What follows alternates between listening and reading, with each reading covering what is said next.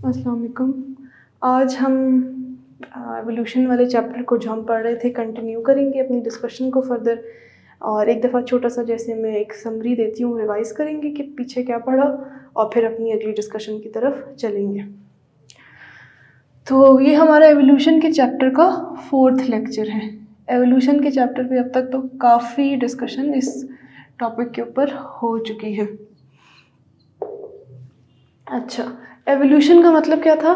To evolve, to grow, to progress, इर्तिका, आहिस्ता आहिस्ता एक स्टेप बाय स्टेप किसी सिंपलर फॉर्म से कॉम्प्लेक्स फॉर्म तक, स्मॉलर फॉर्म से बिगर फॉर्म तक, एक लोअर फॉर्म से हायर फॉर्म, हायर प्रेजेंटेशन तक जाना आपका एवोल्यूशन है। अब हमने एवोल्यूशन के प्रोसेसेस पढ़े कि कैसे हुई, पहले क्या था, अब क्या है, ज़रूरत क्यों आई, और अगर हुई तो हमें कैसे पता चला कि कैसे हुई, लाइफ का स्टार्ट कैसे हुआ, यूकैरियोट से प्रोकैरियोट्स कैसे बने, जो साइंटिस्ट एवोल्यूशन पे यकीन रखते हैं वो कौन है, एवोल्यूशनिस्ट हैं, क्रिएशनिस्ट कौन है, थ्योरी ऑफ डिवाइन सिलेक्शन क्या है।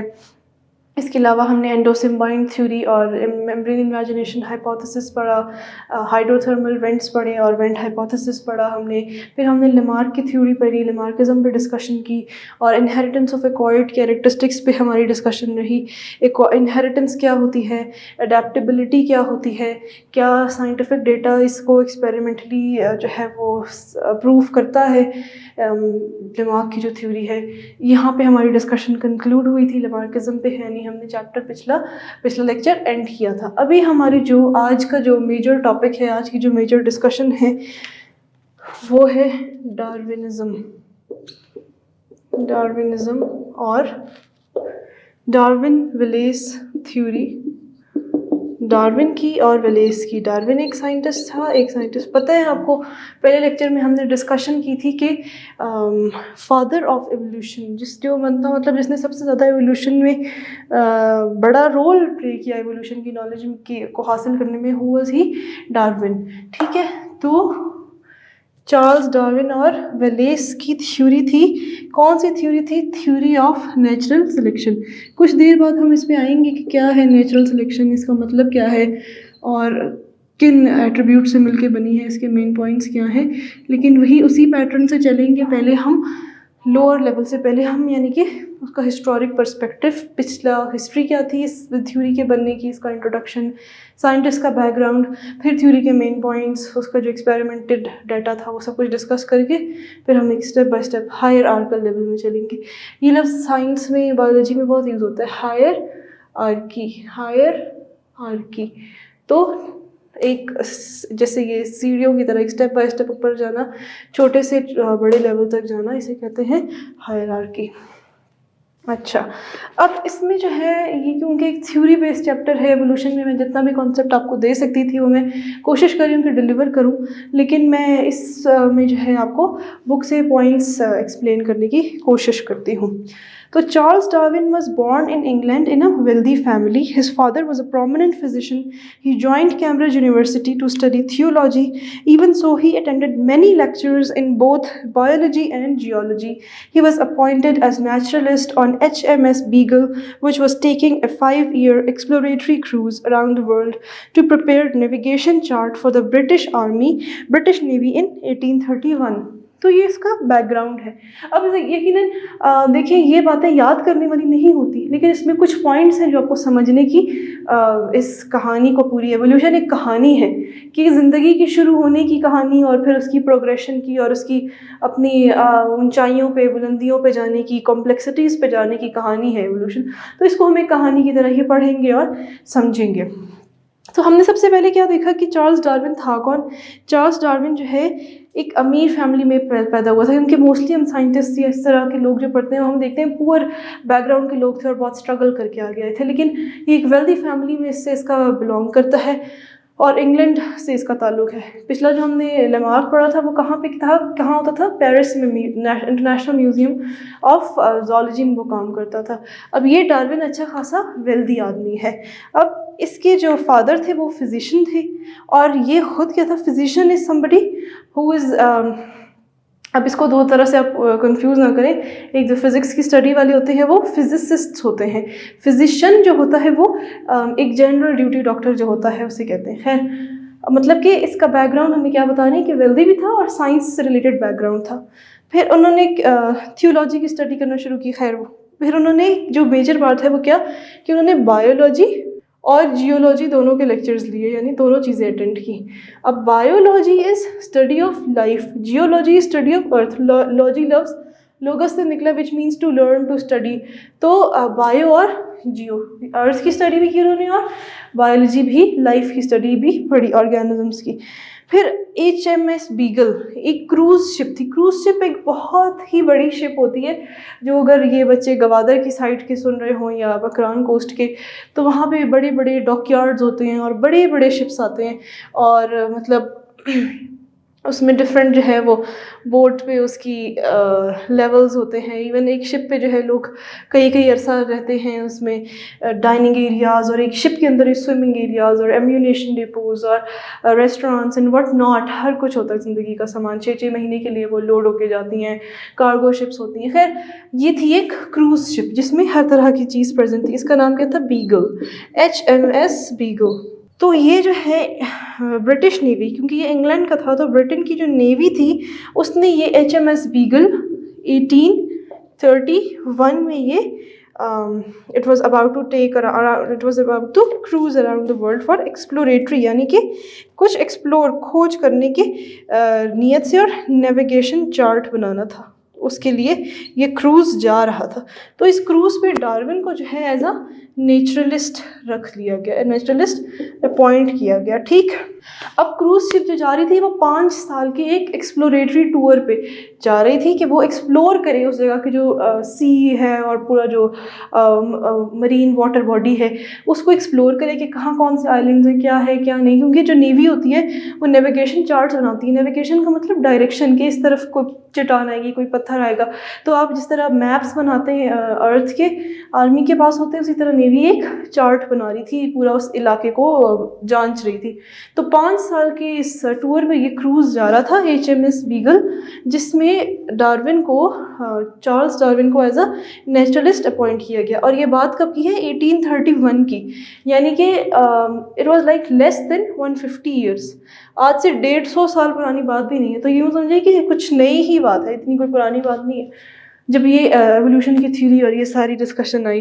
तो अब आप ये देख सकते हैं कि इतनी पुरानी थ्योरी नहीं है थ्योरी ऑफ डार्विनिज्म, जबकि लमार्क की जो थी वो हम पढ़ रहे थे कि 70s की डेट्स थी उसमें, तो लमार्क वाज बिफोर डार्विन।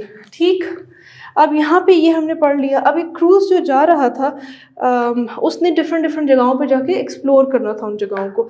फिर डार्विन की फर्दर जो है बैकग्राउंड इन्फॉर्मेशन को ये कंटिन्यू करते हैं एंड देन दे से कि Darwin was influenced by an essay on the principle of population by Thomas Malthus. अच्छा, मैं इसको पॉइंट्स में आपको एक्सप्लेन करती हूँ। माल्थस जो था एक इकोनॉमिस्ट था, तो डार्विन ने जो है उस इकोनॉमिस्ट मतलब जो लोग इकोनॉमी को पढ़ते हैं, डार्विन ने उसका एक जर्नल, एक पब्लिकेशन जो थी उसे बहुत ज़्यादा डिटेल से पढ़ा था। और वो ये था कि जो आपकी पॉपुलेशन होती है वो कैसे ग्रो करती है, यानी कि आबादी जो होती है वो जियोमेट्रिकली ग्रो करती है, जियोमेट्रिकली बढ़ती है। किसी चीज़ के जियोमेट्रिकली बढ़ने का मतलब ये कि वो 2⁻² इस तरह से बढ़ती है, यानी कि 2, 4, 2 से 4 होते हैं, 4 से 8 होते हैं, 8 से 16 होते हैं, इस तरह करके बढ़ते हैं। ये आबादी यूँ बढ़ती है, लेकिन जो रिसोर्सेज हैं, फूड है, बाकी जो नीड्स हैं आपकी, वो अरिथमेटिकली बढ़ती है। अरिथमेटिकली यानी जैसे नंबर्स होते हैं, न्यूमरल्स कैसे होते हैं 2, 3, 4, 5, 6।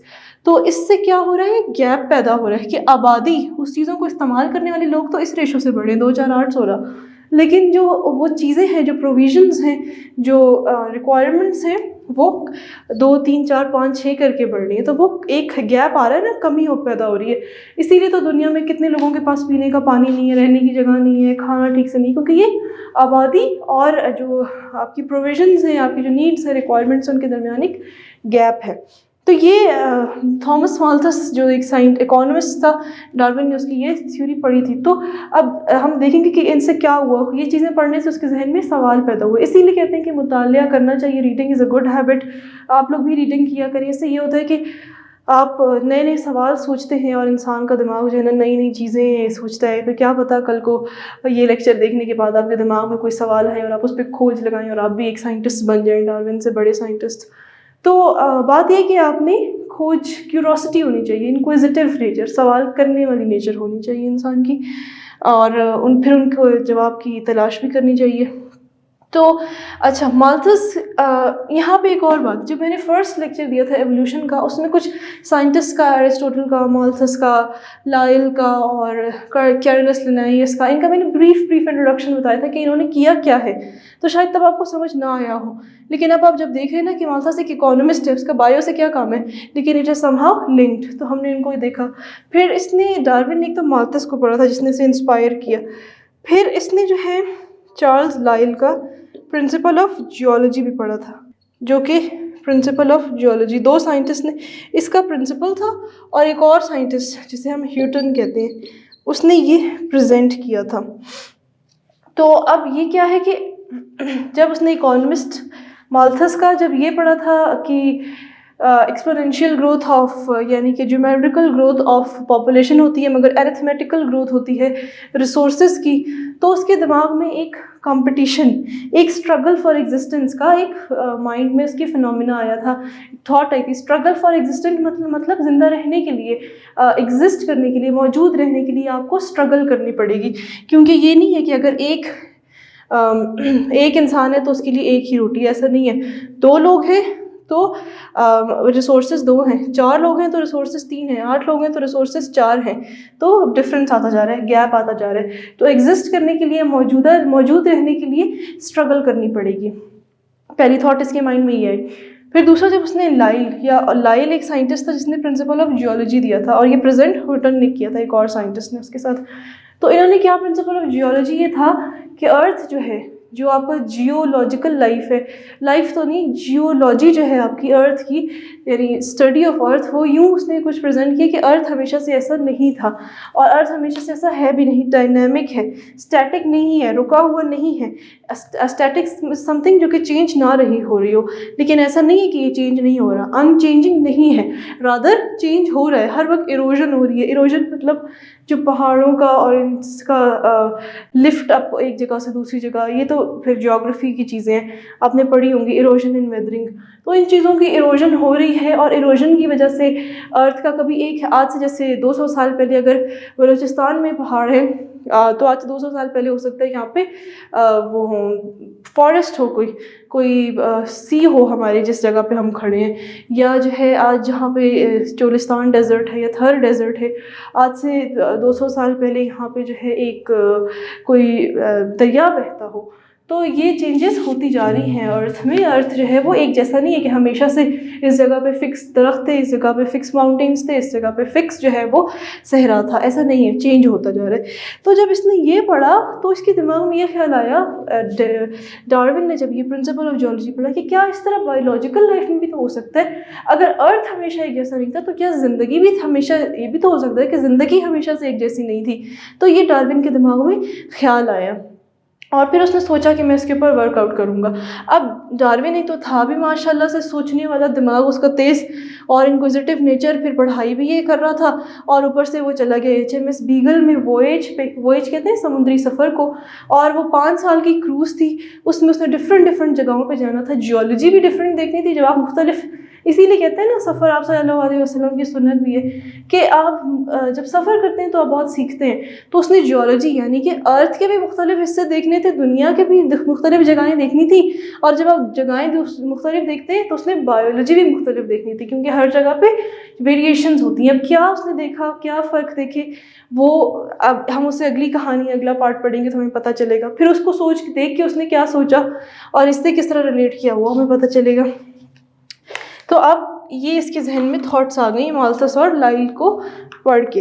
फिर क्या हुआ कि उसने जब ये सोचना शुरू किया कि अगर जियोलॉजिकल वर्ल्ड नहीं बदल रहा तो बायोलॉजिकल वर्ल्ड भी नहीं बदल रहा होगा। फिर ये तो अभी सिर्फ उसने सोचा था, इसका एविडेंस उसको मिला कि बायोलॉजिकल वर्ल्ड चेंज हो रहा है। इसका एविडेंस उसे मिला साउथ अमेरिका में, जब वो क्रूज शिप पे है अपने वॉयज पे और वो घूम रहा है। उसने अर्जेंटीना के कोस्ट पे जो है एक फॉसिल डिस्कवर किया, फॉसिल बोन्स डिस्कवर की बहुत सारी। फॉसिल मैं आप लोगों को पिछले लेक्चर में बता चुकी हूँ कि फॉसिल्स क्या होते हैं। तो वहाँ पे Darwin accepted the supposition that earth must be very old. उसने ये सोच लिया कि मतलब उसने ये सपोज किया, जब हम मैथ्स के सवाल सॉल्व करते थे तो भी हम कोई चीज़ सपोज करते थे कि सपोज एक्स की वैल्यू अगर ये है तो हम अगर इसके हिसाब से सॉल्व करें तो वाई की वैल्यू ये आएगी। तो उसने ये बात सपोज की कि अर्थ जो है ये बहुत पुराना है, तो इसीलिए उसे जो फॉसिल्स मिले हैं और जो लाइफ के एविडेंसेस हैं, और लाइफ अभी जो अपनी प्रेजेंट फॉर्म में है, ये जब अर्थ बना था वैसी नहीं थी, ये इवॉल्व हो चुकी है। ये उसने सपोज कर ली ये बात कि अगर अर्थ बहुत ही पुराना है, बिलियंस ऑफ ईयर्स पुराना है, तभी ये एवोल्यूशन पॉसिबल हुई है। ठीक, और therefore living forms must be descended from extinct forms.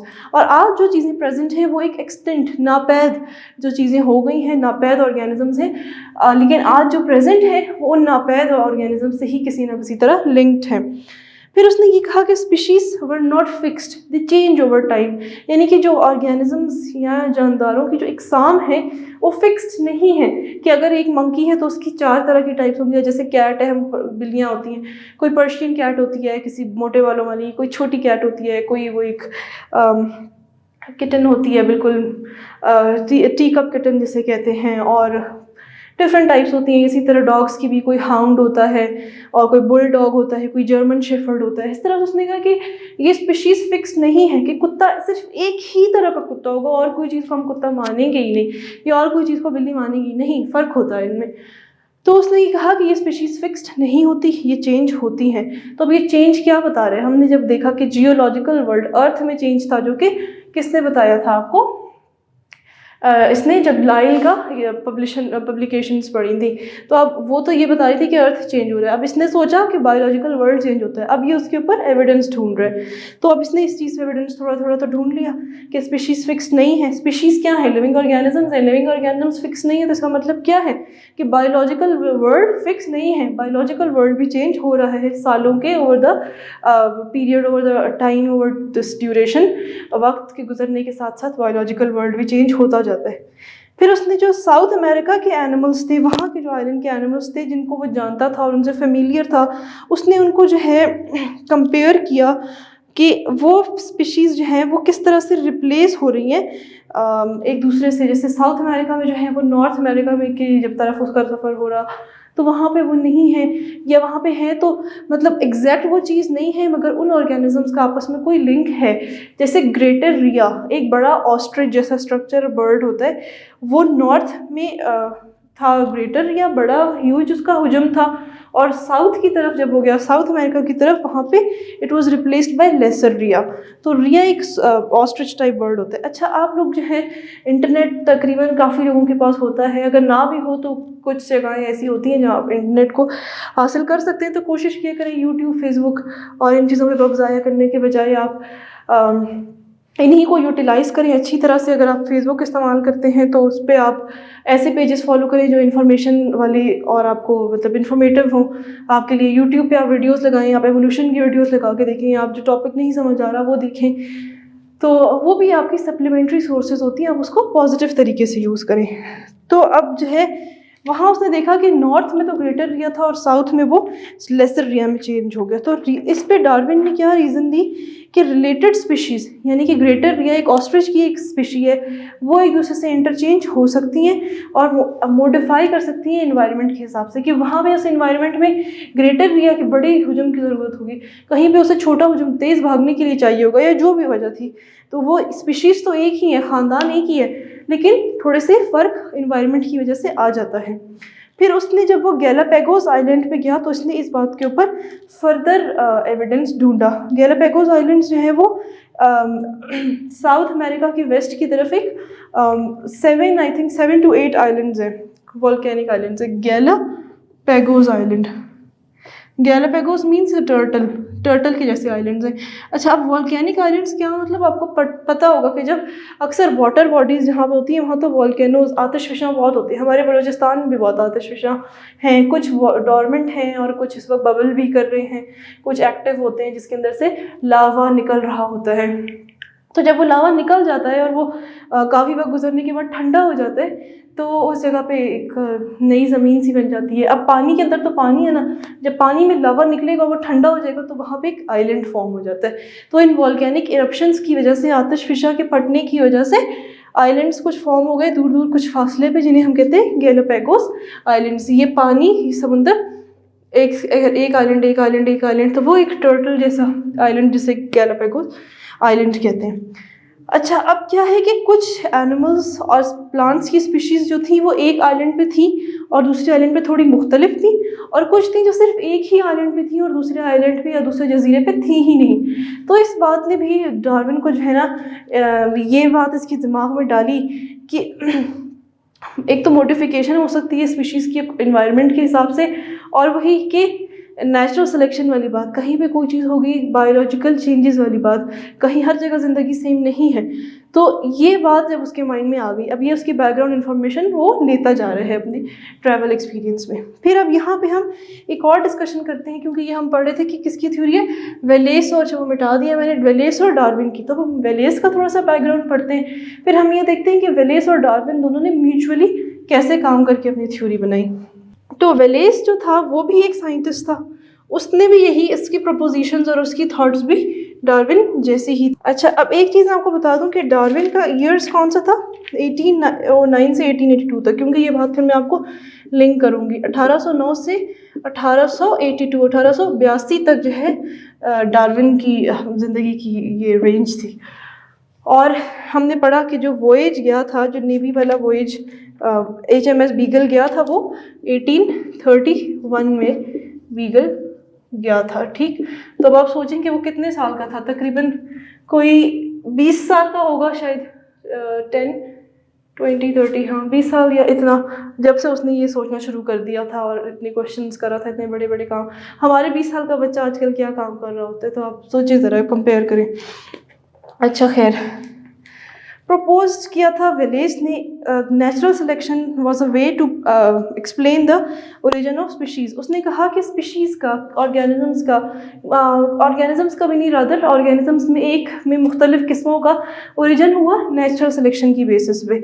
उसका भी ट्रैवलिंग एक्सपीरियंस था, बिल्कुल डार्विन के जैसा, अमेज़न मलेशिया की तरफ उसने भी बहुत ट्रैवल किया हुआ था, और उसने भी माल्थस के काम को पढ़ा हुआ था, जो कि इकोनॉमिस्ट था, और उसने वो वही ज्योमेट्रिकल और एक्सपोनेंशियल ग्रोथ ऑफ पॉपुलेशन और रिसोर्सेज जो हम डिस्कस कर चुके हैं वो बताई थी। तो मतलब वेलेस के आइडियाज़ और उसकी थॉट्स डार्विन से बहुत मिलती थी। फिर Wallace interpretation was remarkably similar to Darwin. फिर उसने अपना एक मैन्युस्क्रिप्ट लिखा, वो यही ओरिजिन ऑफ स्पीशीज़ की बेस के ऊपर, और वो डार्विन को भेजा। फिर डार्विन से कहा कि डार्विन, आप ये पढ़ के इसमें अगर कोई गलतियाँ उन्हें ठीक करके आप लाइल को भेजें। तो वेलेस काइंड ऑफ एक स्टूडेंट था डार्विन का। फिर डार्विन, इसकी बेस पे जब वेलेस ने डार्विन को भेजा और डार्विन से कहा कि अब लाइल को भेजें, तो लाइल ने कहा कि अब हमारे पास इतनी इन्फॉर्मेशन हम बहुत सारे साइंटिस्ट के पास जमा हो गई है कि अब जो है हमें एक जॉइंट मैन्युस्क्रिप्ट देना चाहिए, एक ओवरऑल सबको मिलके काम करना चाहिए। फिर वेलेस ने अपना एक पेपर प्रेजेंट किया जिसका नाम था on the tendency of varieties to depart indefinitely from the original type, कि जो डिफरेंट वेराइटीज़ हैं एक ऑर्गेनिज्म में, जो डिफरेंट स्पीशीज़ हैं, डिफरेंट, जैसे मैंने बताया बिल्ली मुख्तलिफ तरह की और कुत्ते, और इसी तरह जो डिफरेंट मंकीज़ की टाइप्स, तो इनमें जो वेराइटी आती है तो एक दूसरे से कितनी डिफ्रेंसिएशन हो जाती है, इनडेफिनिट यानी अनमेजरेबल, जो कि कोई क्वांटिफाई नहीं हो सकती, इतनी ज़्यादा चेंज आ जाता है। तो ये इस चेंज की definition from original type, origin से जो असल में थी, और एक असल बिल्ली जैसे थी, और एक पर्शियन बिल्ली जो मोटी बिल्ली है, या जो एक टी कप पूडल इतनी सी जो बिल्ली है, उस इतनी सी जो एक टी कप किटन है, कितना डिफरेंस है। तो इस पे उसने डिस्कशन की। फिर इस जॉइंट मैन्युस्क्रिप्ट जब उन्होंने भेजा सारे साइंटिस्ट ने, इसके अगले ही साल डार्विन ने अपनी किताब लिखी जिसका नाम था origin of species bye means of natural selection. Origin of species bye means of natural selection. अच्छा, अभी जो सारा काम है अब ये वेलेस और डार्विन मिलके कर रहे हैं, bye means of natural selection. तो अभी तक हमने वैसे जितना पढ़ा कि सारा बैकग्राउंड था, डार्विनिज्म की असल कहानी यहाँ से शुरू हुई, लेकिन हमें बैकग्राउंड नॉलेज की ज़रूरत थी डार्विनिज्म को अच्छे से समझने के लिए। इसको हम more specifically origin of species भी कह देते हैं या नेचुरल सिलेक्शन कह देते हैं। ठीक, तो अब इस किताब में इसने 2 मेन पॉइंट्स पे डिस्कशन की। अब मैं पहले वो 2 मेन पॉइंट्स लिखती हूँ, फिर उसमें फर्दर जो डिटेल्स हैं वो भी बताऊंगी। तो पहला उसका पॉइंट क्या था, डिसेंट विथ मोडिफिकेशन। डिसेंट मतलब किसी से पैदा होना, मोडिफिकेशन, और नेचुरल सिलेक्शन। नेचुरल सिलेक्शन उसने कहा कि all the organisms are related through descent from some common ancestors and that adaptation to various environments results in diversity. Descent with modification क्या मतलब, डिसेंट का मतलब है कि नीचे की तरफ आना, बनना किसी एक से किसी दूसरे चीज़ का, लेकिन मोडिफिकेशन मतलब चेंजेस के साथ। तो इसके कहने का मकसद ये कि किसी का भी डिसेंडेंट कहते हैं औलाद को, तो किसी के जो औलादें हैं, मतलब हम हैं, हमारे एंसेस्टर्स थे, तब हम उनकी औलादें और फिर हमारी औलादें, इस तरह से ये जो पैदाइश हो रही है ये मोडिफिकेशन यानी कि चेंज आते जा रहे हैं इस तरह से जनरेशन्स में, प्रोजेनी में। तो ये जो डिसेंट है यानी कि एक ऑफस्प्रिंग्स का आना है, ये प्रोसेस डिफरेंट स्पीशीज़ का ओवर द ईयर्स, ये मोडिफिकेशन या चेंजेस के साथ हो रहा है। फिर उसने नेचुरल सिलेक्शन पे बात की। अब डार्विन का जो एवोल्यूशन का जो मेजर फोकस है वो है नेचुरल सिलेक्शन, और नेचुरल सिलेक्शन को एक्सप्लेन करने के लिए वो 4 पॉइंट्स उसके थे। अब नेचुरल सिलेक्शन, लफ्ज़ का मतलब क्या है, नेचुरल का मतलब कुदरत, और सिलेक्शन का मतलब जिसकी कुदरत ने सेलेक्ट किया हो, चूज़ किया हो, ठीक। तो नेचुरल सिलेक्शन पे अब हमारी डिस्कशन होगी। अब डार्विन ने नेचुरल सिलेक्शन के लिए 4 जो पॉइंट्स डिस्कस किए वो मैं आपको पहले बताऊं। ओवर प्रोडक्शन पे इसने बात की कि किसी की कितनी कैपेसिटी है और क्या उतनी प्रोडक्शन हो रही है। ओवर प्रोडक्शन, वेरिएशन यानी कि वैरायटी, डाइवर्सिटी, मुख्तलिफ होना। फिर चौथा पॉइंट उसका क्या था, स्ट्रगल फॉर एग्जिस्टेंस, ज़िंदा रहने के लिए स्ट्रगल करना, हाथ पांव चलाना। अब किस तरह वाले हाथ पांव चलाना या किस तरह की स्ट्रगल है ये हम देखते हैं। सर्वाइवल ऑफ द फिटेस्ट, ठीक। तो अब क्या है कि पहली बात ओवर प्रोडक्शन यानी कि capacity to produce more offspring than will survive to majority, यानी हमारे अंदर इतनी ताकत, हमारे क्या ऑर्गेनिजम्स के अंदर इतनी ताकत, इतनी कुव्वत, इतनी एबिलिटी होती है कि वो उतनी ज़्यादा रिप्रोडक्शन कर सके जिसकी ज़रूरत नहीं भी होती है। एबिलिटी है, अगर वो रिप्रोड्यूस करें या ना करें वो यूजुअली नहीं करते हैं, लेकिन एबिलिटी उनके अंदर है। तो इसकी बात को इसने किस तरह से कहा, एक्सप्लेन किया। एक एग्जांपल देखिए कि अगर एक टाइम पर जितने एलिफेंट्स प्रेजेंट हैं, और एक एलिफेंट का लाइफ स्पैन होता है 90 साल तक एक हाथी जिंदा रहता है, अगर वो सारे ऑफस्प्रिंग्स अपने प्रोड्यूस करे तो एक साल में या बल्कि 750 ईयर्स में ये सारे जो एलिफेंट्स थे, इनके बच्चे जितने होते हैं, अगर वो पैदा होते रहे तो 750 ईयर्स में कहाँ तक बात चली जाएगी, 19 मिलियन ऑफ एलिफेंट्स। क्या मतलब कि इस वक्त पे, जैसे एक वक्त एट द मोमेंट आज ले लें 2021, जितने एलिफेंट्स हैं 2021 में, अगर वो 6 ऑफस्प्रिंग यानी हर एलिफेंट का, हर हाथी का जोड़ा 6 ऑफस्प्रिंग्स पैदा करे तो उस तकरीबन 750 साल में दुनिया पे 19 मिलियन यानी कि 19 करोड़, आई थिंक करोड़ होता है मिलियंस, तो 19 करोड़ हाथी हों। तो दुनिया में तो सिर्फ हाथी ही हाथी हों, क्या ऐसा है? नहीं, लेकिन इनके अंदर इतनी कैपेबिलिटी तो है ना कि ये भर सकें। तो ओवर प्रोडक्शन नहीं हो रही। तो ओवर प्रोडक्शन नहीं हो रही इसका मतलब है नेचर ने ये चीज़ सेलेक्ट की हुई है। अगर ओवर प्रोडक्शन होती तो कुदरत ने का ये अमल है कि इतनी नहीं हो रही, अगर होती तो क्या होता, दुनिया में तो हाथी ही हाथी होते, या स्नेक्स की कैपेबिलिटी को देखें तो दुनिया में स्नेक्स ही स्नेक्स होते। तो ओवर प्रोडक्शन की एबिलिटी है, लेकिन ये कंट्रोल है। थ्रू रिप्रोडक्शन नेचुरल पॉपुलेशंस में geometrically increase in number over time. फिर उसके बाद है वेरिएशन, और ये इस चीज़ को भी बताता है ओवर प्रोडक्शन की एवोल्यूशन हुई है। इस तरह की एनवायरनमेंट ने ऐसी अडेप्टेशन और ऐसे मैकेनिज्म्स दिए कि जिसके थ्रू कंट्रोल हो सके, वरना कंट्रोल तो होता ही ना, तो फिर एवोल्यूशन इसका मतलब है नहीं हुई। लेकिन कंट्रोल हुआ है, कोई कंट्रोल था, तो इसका मतलब है कि एवोल्यूशन हुई है। फिर है variation. Individuals in a population exhibit variation in their traits. Traits कहते हैं कैरेक्टरिस्टिक्स को। Some trait improve chances of an individual survival and reproductive success whereas other traits do not. Variation necessary for evolution by natural selection must be heritable. ठीक, तो हम discussion कर रहे थे कि डार्विन ने जो अपनी नेचुरल सिलेक्शन की थ्योरी प्रेजेंट की, उसमें सबसे पहले उसने ओवर प्रोडक्शन की बेसिस पे उसे एक्सप्लेन किया, फिर वेरिएशन की बेस पे कि वेरिएशन होती है एक स्पीशीज़ के ऑर्गेनिजम्स में या ऑर्गेनिज्म की डिफरेंट स्पीशीज़ में कुछ ट्रेट्स, कुछ खसूसियात उसके अंदर ऐसी होती हैं जो उसे किसी इन्वायरमेंट में रहने में ज़्यादा मदद करती हैं, और कुछ ऐसी होती हैं जो उसे मदद नहीं करती हैं। और वो वेरिएशंस, वो जो ज़रूरियात हैं उसकी, जो कि उसकी दुनिया में या इन्वायरमेंट में रहने के लिए, उसे सस्टेन करने के लिए, उसे अडेप्ट कराने के लिए ज़रूरी है, वो वाली यकीनन इनहेरिट होती हैं, वो वाली हेरिटेबल हो सकती हैं। अब ये बात किससे अलग है, किसमें ये कह रहा है कि जो वेरिएशंस, जो कि अडेप्टेशन या इन्वायरमेंट में रहने के लिए या एग्जिस्टेंस के लिए जो वेरिएशंस, ये जो मतलब वेरिएशंस मतलब जो चेंजेस एग्जिस्टेंस के लिए, रहने के लिए ज़रूरी हैं, वो इनहेरिट हो सकते हैं। लेकिन लेमार्क क्या कहता था कि एक्वायर्ड कैरेक्टरिस्टिक्स, जो चीज़ मैंने अडॉप्ट की है, वो जिस तरह बोलने का अंदाज़ है, जिस तरह रहने का अंदाज़ मैंने अडॉप्ट किया है, वो मेरी ऑफस्प्रिंग में भी हो, ये तो मैंने एक्वायर किया, ये जेनेटिकली नहीं जा सकता। साइंटिफिक डाटा इसको लेमार्क की थ्योरी को प्रूव नहीं करता। लेकिन इसने ये कहा कि जो वेरिएशंस हैं जो कि ज़रूरी थी, इनमें भी थी, और जेनेटिकली वो इनहेरिट हो सकती हैं।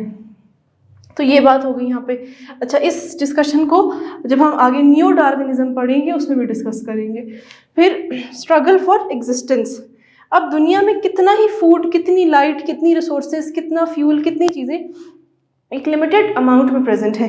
तो स्ट्रगल फॉर एग्जिस्टेंस है, जो उन चीज़ों को ज़्यादा मजबूत होगा, जिसके अंदर अच्छी वेरिएशंस होंगी, जो उन्हें रहने के काबिल बनाएंगी, जिसके अंदर स्ट्रगल की ताकत ज़्यादा होगी, वही एग्जिस्ट कर सकेगा। ठीक है, there is only so much food, water, light, growing space and other resources available for a population और organism to compete with one another for these limited resources. ठीक है, अब other limits on population growth include predators and disease causing organisms. ठीक है, अब कहते हैं कि अगर वो स्ट्रगल फॉर एग्जिस्टेंस नहीं करेंगे, अब इंडिविजुअल्स एनवायरनमेंट में सपोर्ट नहीं करेंगे, तो वो अपनी रिप्रोडक्टिव एज से पहले ही हो सकता है वो ख़त्म हो जाए। अब रिप्रोडक्टिव एज यानी कि वो उम्र जिसमें वो बच्चे पैदा कर सकता है, अगर उस उम्र तक वो एग्जिस्ट ही ना कर सका, और वो species Aahista Aahista die out होना, ख़त्म होना शुरू हो जाएगी।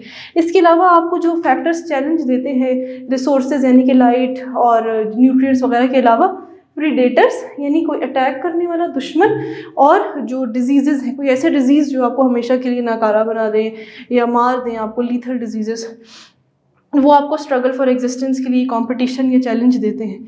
फिर बात आती है सर्वाइवल ऑफ द फिटेस्ट पे, कि इन सारी बातों को जो हमने डिस्कस किया, those individuals that possess the most favourable combination of characteristics और most likely to survive and reproduce, passing their heritable traits on to the next generation. ठीक है, अब क्या है कि एक जगह पे अगर कोई पॉपुलेशन या कोई स्पीशीज़ रह सकती है, तो वो वही रहेगी जो कि ज़्यादा फिट है या ज़्यादा अडेप्टेबल है, जिसके अंदर वो सेट ऑफ वो कैरेक्टरिस्टिक्स, वो एबिलिटीज़ या क्वालिटीज़ हैं जो उसे ज़िंदा रहने में मदद करे, और फिर वो क्वालिटीज़ हैं भी और वो उसमें हेरिटेबल है, यानी उसके जीन्स में जेनेटिकली वो आगे जा भी सकती हैं। वही स्पीशीज़ एग्जिस्ट कर पाएगी, वही स्पीशीज़ इन चैलेंजेस का मुकाबला करके रह सकेगी, ग्रो कर सकेगी और इवॉल्व कर सकेगी, एवोल्यूशन हो सकेगी उसकी।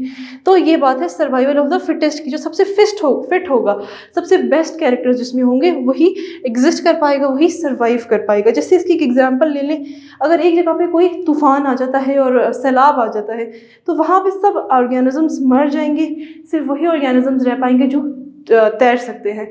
अगर अर्थक्वेक आता है, बहुत बड़ा तबाही मच जाती है, तो सारे ऑर्गेनिजम्स ख़त्म हो जाएंगे, वही ऑर्गेनिजम्स रह पाएंगे जो उड़ सकते हैं। तो this is called natural selection. इसे हम सर्वाइवल ऑफ द फिटेस्ट भी कहते हैं। तो अब इसका लब्बे लुबाब इस कहानी का मकसद क्या हुआ कि the process of natural selection thus causes an increase of favorable alleles and a decrease of unfavorable alleles within a population. ठीक है, individuals become better adapted over generations.